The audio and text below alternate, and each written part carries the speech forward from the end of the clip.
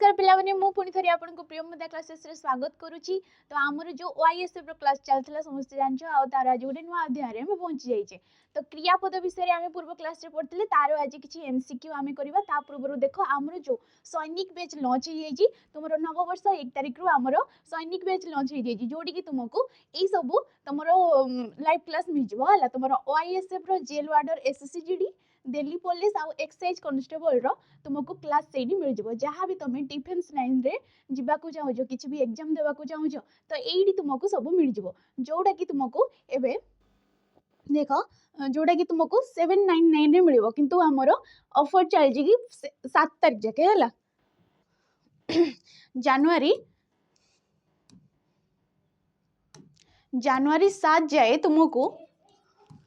आमर 599 रे मिल जाबो। ये बैचटा तुमको 599 रे मिल जाबो। तापरे तुमरो ये 799 रे मिलिबो। तो जल्दी जल्दी बैच रे जॉइन कर नबो हैला। तो एबे आमे पढ़िबा तुमरो क्रियापदर किछि एमसीक्यू करबा।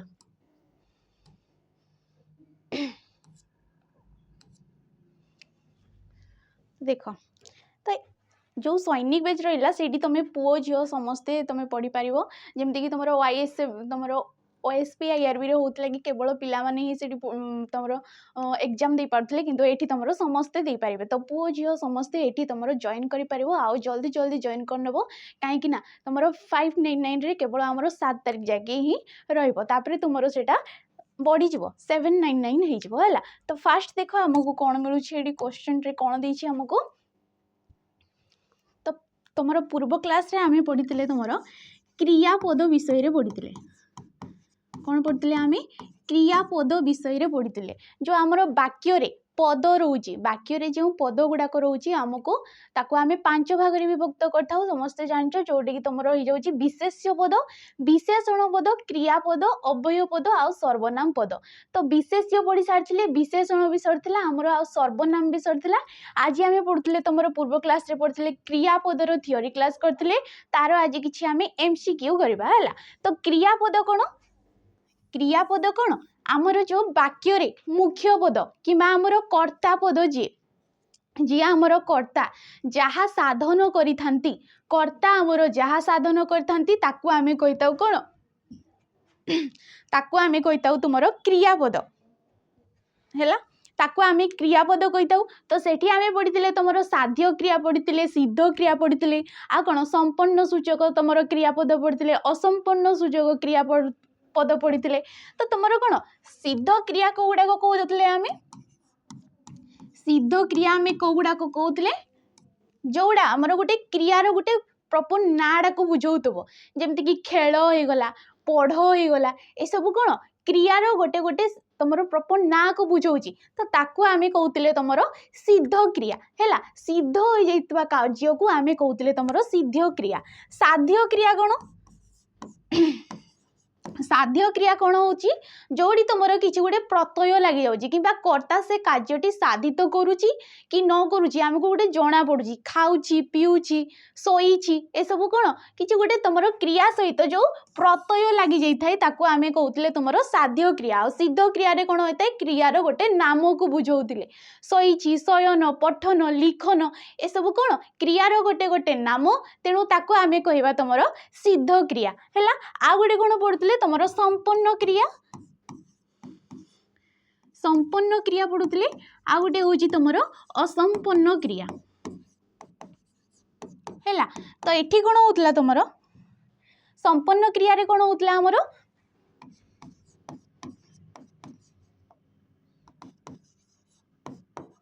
है एठी कौन होतला क्रिया तुमर कर्ता जो कार्यटी करूछंती सेटा तुमर संपन्न हो सारी संपन्न जमती कि खाई सोईची सोईथिला ए सब कौन तुमर क्रियाटा सरी जाइए जोड़ी एमती कि कह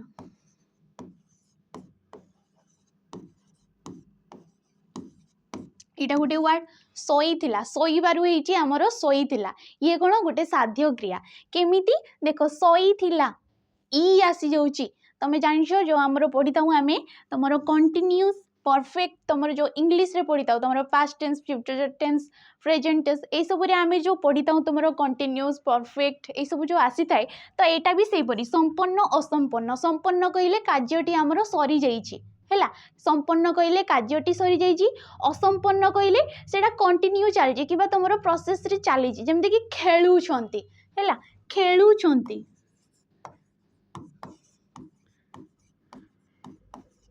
खेलुंट खेलुंट कहले कार्यटी वर्तमान मध्य चली सेटा सरी ना तो ताको आमे कहूचे तुम असंपन्न क्रिया तो असंपन्न क्रिया रे कौन आसी जाए आमर गोटे उ आसी जाए है उ गोटे चिन्ह आसी जाए जमती देख खेलु खेलु उ प्रत्यय लगिकी सी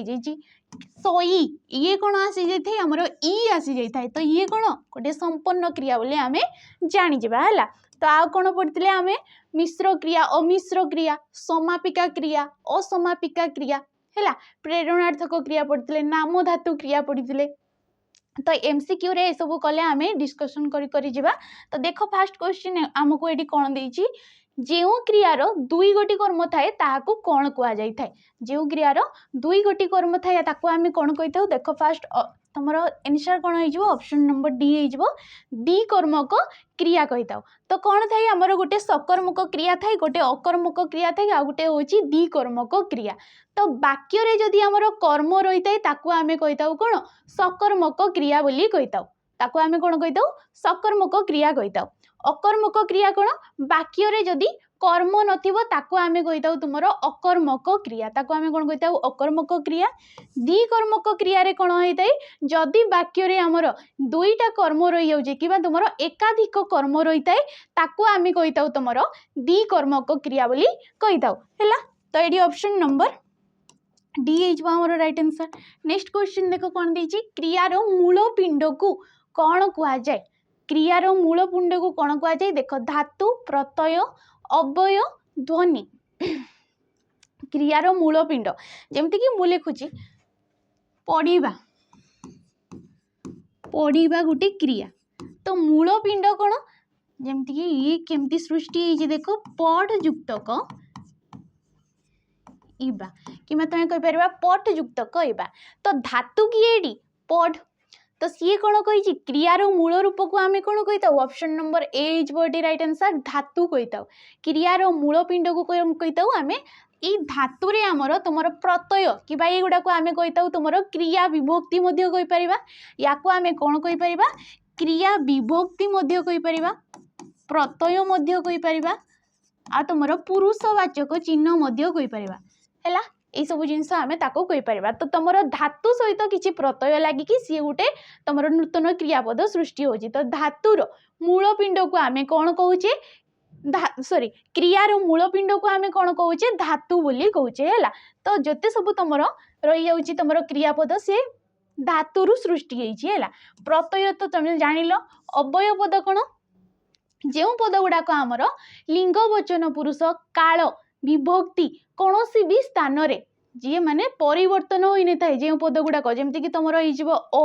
किंतु मात्र ए सब कौन गोटे गोटे पद जोड़ा कि कौन भी स्थान रे आमर परिवर्तन हो न था तो ताको आम कहवा तुम कौन अव्यय पद कहवा ध्वनि को गुड़ाक जो गुड़ाक आम कान रे सब शुभा जाउची किसी गोटे तुम गाड़ीटे चलला तो तार जो साउंडटा आम कान रे बाजुची ताको आम कहूचे आम कौन ताको आम कहूचे तुम ध्वनि बोली कहूचे तो ये ऑप्शन नंबर ए गला आमर राइट आंसर। देखो नेक्स्ट क्वेश्चन शिशु हसिले दुनिया हसे तो हसिलेटा आमर केउ प्रकार क्रिया है हसिलेटा आमर केउ प्रकार क्रिया तो आम कौन पढ़ते तुम गोटे पढ़ी समापिका क्रिया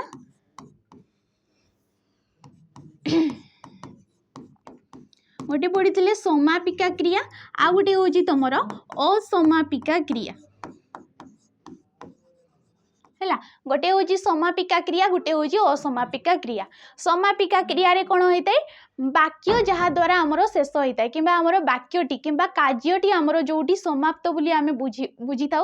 ताकू आम कही था तुम समापिका क्रिया तेबे असमापिका क्रिया कौन जी वाक्यर असंपन्नता करुथबो कि आमर वाक्यटी पूर्ण रूपे अर्थ प्रकाश करि न पारुथबो ताकू आम कही था तुम असमापिका क्रिया तो ये देख जमी कहला शिशु हसिले दुनिया हसे एटी केवल मु कहबी शिशु हसिले तो एठी किछि तमरो अर्थ प्रकाश करू नै, किछि तमरो वाक्यटा भी पूर्ण प्रकाश करि पारु नै, तो हसिले एटा कोन होई जबो हमरो ये गोटे होई जबो तमरो ऑप्शन नंबर डी होई जबो असमापिका क्रिया होई जबो। तो समापिका क्रिया एठी तमरो किए हसे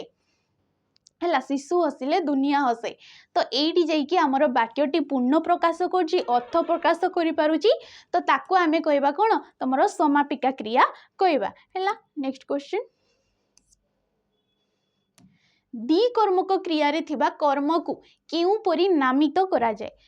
है। तो आमे पढ़ले तुम सकर्मक क्रिया अकर्मक क्रिया आ गोटे हूँ द्विकर्मक क्रिया। द्विकर्मक क्रिया आमे क्या कहे एकाधिक तुम कर्म थिले ताको आमे कहिताउ तुम कौन तुम कहिताउ द्विकर्मक क्रिया। तो सी कही जो दुईटा कर्म थाए जो दुईटा आमर वाक्य रे कर्म रही जाउची ताको आमे केउ नाम रे नामित करिताउ। देख मुख्य कर्म गौण कर्म प्रथम कर्म द्वितीय कर्म तुम मुख्य कर्म ना सहायकारी कर्म ना तुम सब गुड़ाक ठीक अच्छे। तो कौड़ा हो राइट आंसर देख ऑप्शन नंबर ए मुख्य कर्म आउ हूँ तुम गौण कर्म। जमती कि तुम ये गोटे आम वाक्यटी लिखिपर पिलाए ठाकुर को प्रार्थना करुछंती।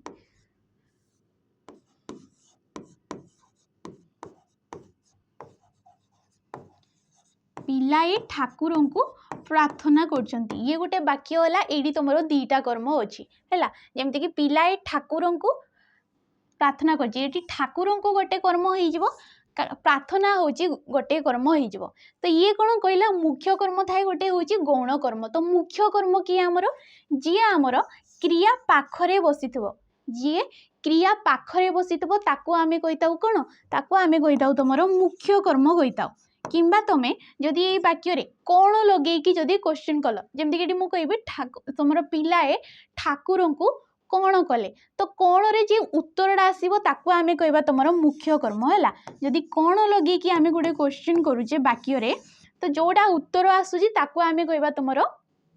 मुख्य कर्म। तो गौण कर्म आमे किपरि चिनिबा जे तुमर क्रिया ठारू दूर रे बसितबो किंबा ता ठारे जदि किछि विभक्ति चिन्ह बसितबो किछि विभक्ति चिन्ह लगी जमती कि ठाकुर को कौटा गोटे आमर विभक्ति चिन्ह जानिछ समस्ते कु मानू विभक्ति ये गोटे विभक्ति चिन्ह है तुम जोटा कि ये द्वितीय विभक्ति कि द्वितीय विभक्ति है। तो जोटी विभक्ति चिन्ह आसीज ताको आमे कहबा तुमर गौण कर्म है। ताको आमे कहबा तुमर गौण कर्म किंता जमती कि तुम कहि परिबो पिलाए ठाकुर को प्रार्थना करजंती एठी जदि आमे काहाकू लगेकी क्वेश्चन करबा है जदि एडी काहाकू लगेकी क्वेश्चन करजे जेमती कि पिलाए काहाकू प्रार्थना करूछंती काहाकू रे जे आंसरटा आसीबो ताको आमे कहबा तुमरो गौण कर्म है। तो मुख्य कर्म कोन तुमरो गौण कर्म कोन बुझी जाओ। तो एडी ऑप्शन नंबर ए इजबो हमरो राइट आंसर। नेक्स्ट क्वेश्चन देखो कौन देछि शिक्षक गीता को बहीटीए देले ए वाक्य रे तुमरो मुख्य कर्म किए। तो जानि पारलो जी मुख्य कर्म किए जे क्रिया पाखरे बसितबो किंबा जदि आमे कोन लगे कि गोटे क्वेश्चन करजे जेमति कि शिक्षक गीता को कोन देले रे कोन आंसर आछि हमरो बहीटीए देले। आ देखो सी हमरो क्रिया पाखरे मध्ये बसि जाउजी सी आमर क्रियार पूरा पाखरे मध्ये बसि जाउची। तो ताको आमे कोन कहबा तुमरो मुख्य कर्म कहबा। तो एटी ऑप्शन नंबर सी हिजबा हमरो राइट आंसर। तो गौण कर्म किए गौण कर्म जी होची तुमरो विभक्ति चिन्ह लागितबो कूटा होची गोटे विभक्ति चिन्ह किंबा आमे जदि काहाकू लगेगी शिक्षक काहाकू बहीटीए देले हमरो गीता को बहीटीए देले तो गीता हिजबो आ गोटे कर्म हैला तुमरो गौण कर्म। नेक्स्ट क्वेश्चन देखो नेक्स्ट कौन देछि क्रिया काहाकू कुआ जाए। क्रिया आमे काहाकू कहूचे कर्तार साधित कार्य कर्ता जहाँ आमर कार्य करछंती किंबा आमर मुख्य पद जी जहाँ करूछंती ताकू आमे क्रिया बोली कहिताउ। तो देख कर्तार निकटवर्ती पद वाक्यर शेष पद कर्ता द्वारा साधित कार्य को आमे क्रिया पद बोली कहिताउ। क्रिया कौन गोटे कार्य गोटे काम को आमे क्रिया बोली कहिताउ हैला। नेक्स्ट देख सूर्य पूर्व दिगरे उदित हेले एटारे उदित हेले एटा की प्रकारर क्रिया। तो देख गुटे होछि हमरो मिश्र क्रिया गोटे रोची हमरो मिश्र क्रिया आ गोटे रोची तुमरो अमिश्र क्रिया मिश्र क्रिया गोटे आ गोटे हूँ तुम अमिश्र क्रिया। मिश्र क्रिया कौन जी तुम एकाधिक धातु सॉरी एकाधिक पदरे बसी एकाधिक पद होगी जोड़ा बसुव ताको आम कही तुम मिश्र क्रिया। तेबे अमिश्र क्रिया किए जी एक पदरे बसुव ये जमी देला तुम उदित हेले है ये कौन हो तुम मिश्र क्रिया हो तार अमिश्र रूप कौन उइले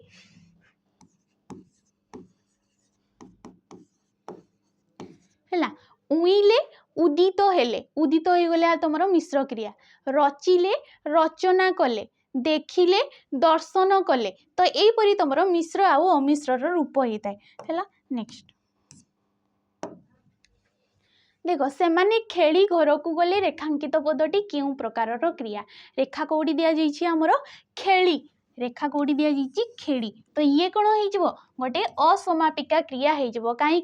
से वाक्यर पूर्ण अर्थ प्रकाश करि पारु नहीं तो ताको आमे कहबा तुमर असमापिका क्रिया। तेबे समापिका क्रिया किए आमर गले होडी समापिका क्रिया जी आमर वाक्यर पूर्ण अर्थ प्रकाश करछि आ तुमर वाक्यर शेष रे मध्य रही जाउछि हैला।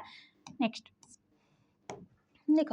खेलु खेलु यह क्यों प्रकार क्रिया। खेलु खेलु पढ़ी पढ़ी पढ़ू पढ़ू ये सब कौन आमर असमापिका क्रिया रे जीवो ये सब कौन हो आमर असमापिका क्रिया रे हो है कांदी कांदी एगुड़ाक। नेक्स्ट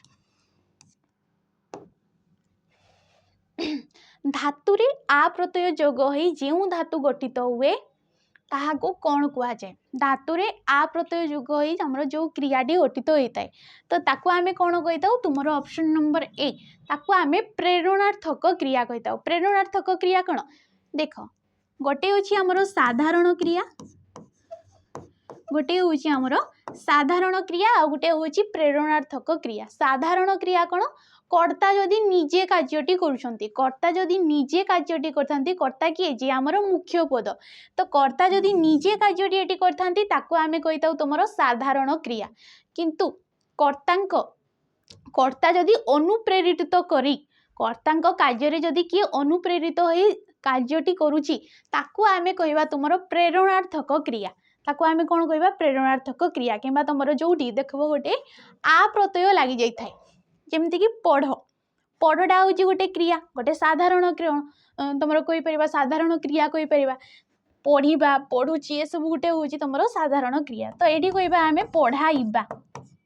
पढ़ाई ये सब कौन देख आ प्रत्यय आसी जाऊँगी आ लगिकी आमर तुम क्रियापदटी हूँ तो ताको आम कहबा तुम प्रेरणार्थक क्रिया किंबा तुम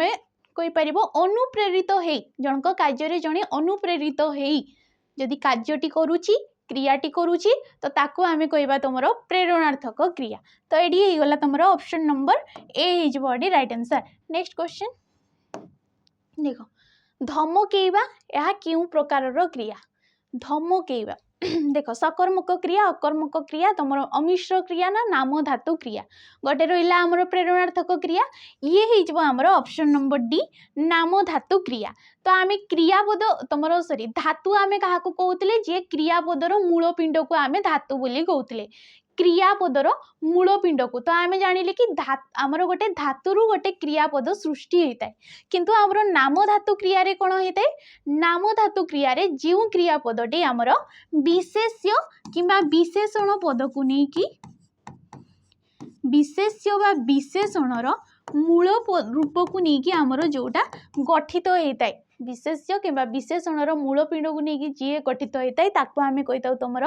नाम धातु क्रिया। जेमती कि एडी देला धमकेइबा धमक होची गोटे विशेषण पद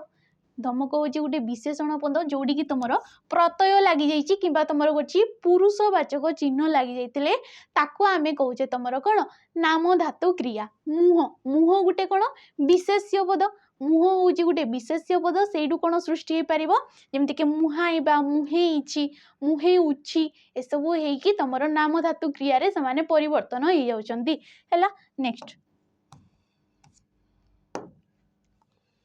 देख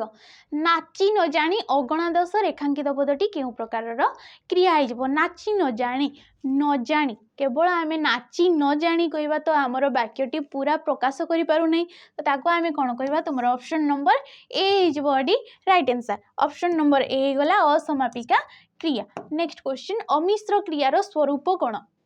अमिश्र क्रिया आम क्या कहे जी तुम कौन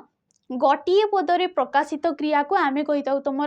अमिश्र क्रिया तो मिश्र क्रिया कौन जी एकाधिक पदरे तुम प्रकाशित होता है ताकू आम कही तुम मिश्र क्रिया है तो ऑप्शन नंबर सी हो राइट आंसर जोड़ा कि आम पूर्व तुम क्वेश्चन रे देखले कि उइले उदित हेले देखिले दर्शन कले एपरी होतला है। नेक्स्ट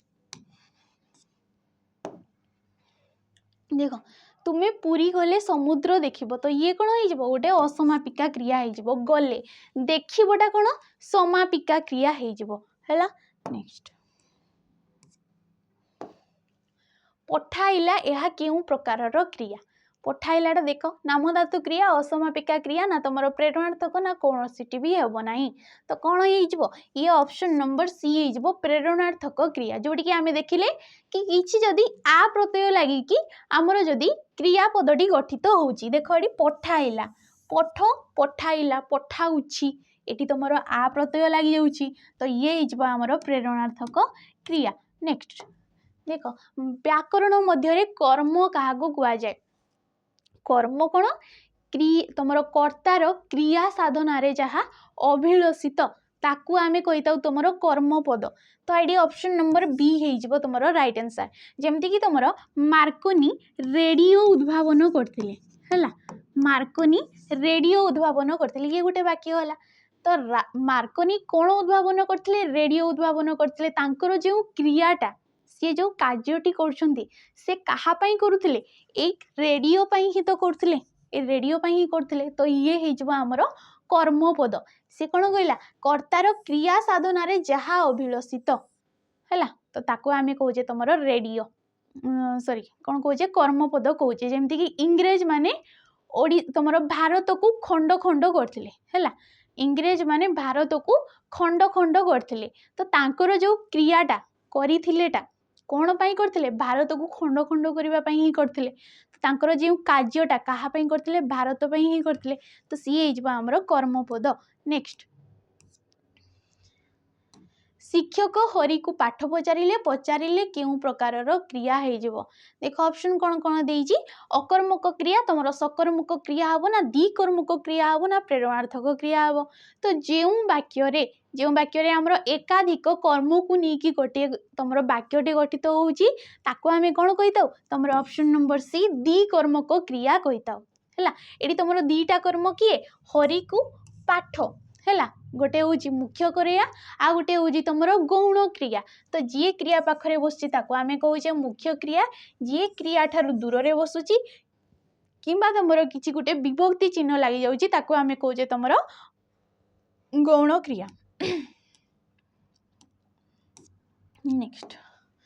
क्या लगाई प्रश्न कले जो उत्तर आसो ताकू क्यों कर्म कहुए तो जमती जानले आम जदि कौन लगे क्वेश्चन करछे वाक्य रे तो सी आंसर रे आसीबो हमरो मुख्य कर्म आसीबो हला जदि कौन लगाई प्रश्न करूचे तो सी आसीबो हमरो मुख्य कर्म जदि काहाकू लगाई आम क्वेश्चन करछे जमती कि एई वाक्य रे देख काहाकू शिक्षक काहाकू पाठ पचारिले हरि को पचारिले तो हरि हेजिबो हमरो गौण कर्म शिक्षक हरि को कौन पचारिले कौन लगे कि जो आंसरटा आम कहवा मुख्य कर्म तो ये कौन होटा क्या लगे कि आम कहवा कौन गौण कर्म कहवा। नेक्स्ट पंडित शिष्य मानू उपदेश देले रेखांकित पदटी क्यों प्रकार हम ये गोटे होमर कौन ऑप्शन नंबर बी मुख्य कर्म हो जेहेतु सी आमर क्रिया पाखरे रही जाऊँगी। नेक्स्ट भिकारी भिक मागी आसी उक्त वाक्य मागीटा क्यों प्रकार क्रिया होमर मागी देख ये आमर वाक्यर पूर्ण प्रकाश करिपारुना वाक्यर संपूर्ण अर्थ प्रकाश करिपारुना तो अर्थ प्रकाश करि न पारुथिले ताको आमे कहूचे कौन असमापिका क्रिया एठी आसीटा होमर गोटे समापिका क्रिया है जेहेतु सी आमर वाक्यर पूर्ण प्रकाश करिपारुची तो ताको आमे कहूजे तुमरो समापिका क्रिया। नेक्स्ट क्वेश्चन देख निम्न प्रदत्त संभाव्य उत्तर गुड़िक मध्यरु केउंटी विशेष्य पदर सठिक नाम धातु रूपांतरण नुहे सी कही नुहे जोड़ा कि आम नाम धातु आम कौटा पढ़ते जी विशेष्य आ विशेषण मूल रूप को लेकिन गठित होता जी विशेष्य आ विशेषण मूल रूप को लेकिन गठित होता है ताको आम कहे तुम नाम धातु क्रिया। तो सी क्वेश्चन पचार चारिटा ऑप्शन भितर आमर कौटा तुम विशेष्य पदर मूल रूप को लेकिन आमर नाम धातु क्रिया है नहीं कहे। देख आखि गंध पड़ हाथ है तो आखिटा हूँ गोटे विशेष्य पद सी गला आखेबा गंध हूँ गोटे विशेष्य पद सी गला गंधेबा हाथ भी हूँ गोटे गोटे ना को बुझाऊे ताको आमे कहते विशेष्य पद तो हाथ रू हो जामर हाथेबा बाकी रहा आमर किए ऑप्शन नंबर सी पटा गोटे कौन धातु है पड़ा हूँ गोटे धातु तो सी कि तुम क्रिया भी कही पार तो सी गला पढ़ेबा तो ये नाम धातु क्रिया हेब ना। नेक्स्ट देख पिलाए प्रार्थना कर क्रियापदर स्वरूप निर्णय कर ये कौन गोटे सकर्मक हम ना अकर्मक हम ना द्विकर्मक हम ये कौन हो गोटे आमर ऑप्शन नंबर बी सकर्मक क्रिया हो कहीं गोटे कर्म रही जाऊँगी गोटे कर्म रही आम कहे तुम सकर्मक क्रिया है। नेक्स्ट देख कर्तार कार्य जो शब्द माध्यम बुझा पड़े से पद को कौन कहुए कर्तार कार्य जो कौन कही शब्द माध्यम बुझा पड़े तो कर्ता कौन करुछंती कौन कार्यटी करुछंती कहा द्वारा जना पड़े तांकर ऑप्शन नंबर सी क्रियापद द्वारा जना पड़े तेणु ताको आमे से शब्द को कौन कही था तुम क्रियापद बोली कही था है। देख डंक हूँ क्यों प्रकार क्रिया डंक डंकटा गोटे कौन विशेषण पद किए जी विशेष्य पदर तार गुण अवस्था संख्या परिमाण आदि को जी विशेषित करता है आम कहते तुम विशेषण पद जोटा कि आम क्लास सर जाइए थियोरी क्लास भी सर जाइए तुम MCQ भी लगे सारी आ जोटा कि तुमको PDF आम टेलीग्राम ग्रुप रे मिल है तो सेठी जाइए जॉइन कर तो सी कहे डंक हूँ क्यों प्रकार क्रिया तो डंकटा हूँ गोटे विशेषण पद आ विशेषण मूल रूप को लेकिन जी गठित होता है ताको आमे कौन कहे तुम ऑप्शन नंबर सी नाम धातु क्रिया हो। नेक्स्ट देख नाम बा विशेष्य पद को मूल रूपे तुम ग्रहण करी तहिरे पुरुषवाचक सूचक चिन्ह जगई जो क्रियापद गठित होता है ताको आमे कहे तुम ऑप्शन नंबर सी नाम धातु क्रिया। नेक्स्ट एकाधिक धातुरे गठित क्रियापद को कौन कह जाए एकाधिक धातुरे आमे जानिले क्रियापद जो क्रियापदटी आमर कौन तुम क्रियापदर मूल रूप को आमे धातु बोली कही था तो सी कहे जिते एकाधिक धातुरे गोटे क्रियापदटी आमर गठित होउची ताको आमे क्यों प्रकार क्रियापद कहूचे तो देख आमर गोटे रोची एकक क्रिया गोटे रोची तुम यौगिक क्रिया है गोटे रोची एकक क्रिया गोटे रोची तुम यौगिक क्रिया एकक क्रिया कौन जी गोटे धातु को लेकिन आमर गठित होइतबो है जे तुम गोटे धातु को लेकिन गठित होइतबो जेमति कि पढ़ुची पढ़ुचीटा हूँ गोटे क्रियापद ये केमती सृष्टि होइची पढ़ युक्तक उछि पढ़ युक्तक उछि कि आमर पढ़ुची होइची देख पढ़ ये गोटे धातु ये गोटे आसिला तो यौगिक ऑप्शन नंबर बी हो राइट आंसर यौगिक क्रिया रे कौन होता है सी एकाधिक धातु को लेकिन सृष्टि होता है जेमती कि आमे कहि परिबा पढ़ी सारी थिला कहि परिबा हला पढ़ी सारी थिला है पढ़ी सारी थिला एटी देख पढ़ी पढ़ युक्तक ई है कि पढ़ी है सारी सार युक्तक ई है कि सारी है थिला था युक्तक इला है कि आमर थिला है